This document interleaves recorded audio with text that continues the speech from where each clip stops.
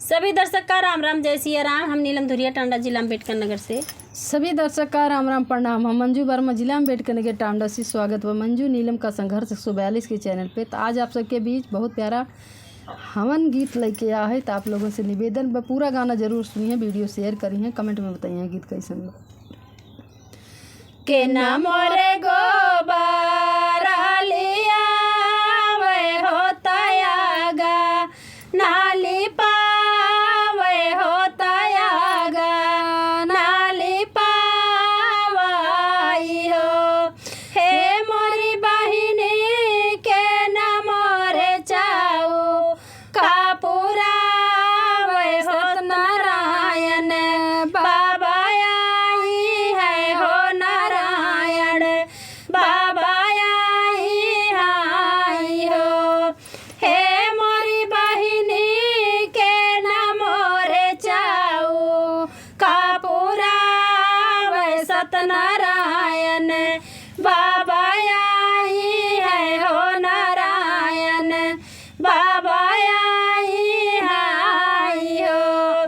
ससुरु मोरे गोबारा लिया वे हो, सासू मोरे ली पाए होता, सासू मोरे ली पाई हो। हे मोरी बहिनी नौवा मोरा चाऊ, कापुरा वे सत्यनारायण बाबा आई है हो नारायण, बाबा आई हो। हे मोरी बहिनी नौवा मोरे चाऊ, कापुरा वे सत्यनारायण बाबा आई है हो नारायण, बाबा आई हो। के ना मोरे गारा, के ना मोरे केरा वाले आई है होता यागा, ने गड़ाई है होता यागा, ने गड़ाई हो। हे मोरी बहिनी के ना मोरे पंडित बोलाई है होता रागा, ना लगाई है सत्यनारायण बाबा आई हो। हे मोरी बहिनी के ना मोरे पंडित बोलाई है होता रागा, ना लगाई है सत्यनारायण बाबा आई हो।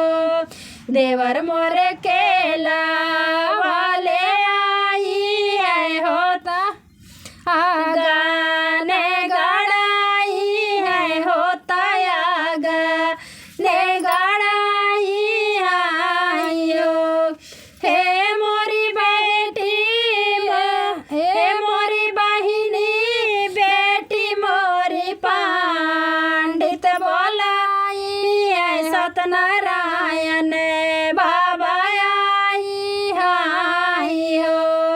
हे मोरी बहिनी बेटी मोरी पंडित बोलाई है सत्यनारायण बाबा आई हो।